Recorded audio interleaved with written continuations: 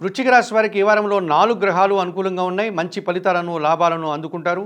నూతన అవకాశాలు కూడా మీరు అందుకునే పరిస్థితి ఈ వారంలో ఉంటుంది.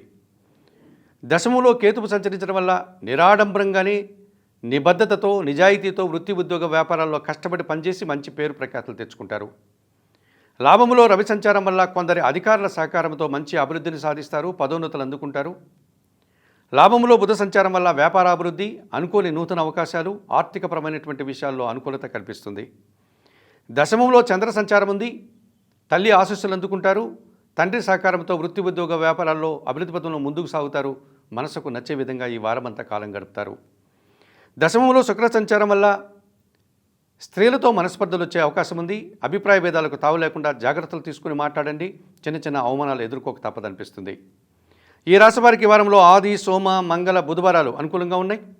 దానాలు ఇచ్చేటువంటి క్రమంలో ఈ వృశ్చిక రాశి వారు అలసందలు అనగా బొబ్బర్లను శుక్రవారం రోజు పేదవారికి దానం చేయండి. స్తోత్రపారాయణ విషయంలో ప్రతిరోజు కనకదార స్తోత్రాన్ని నిత్యం చదువుకోండి.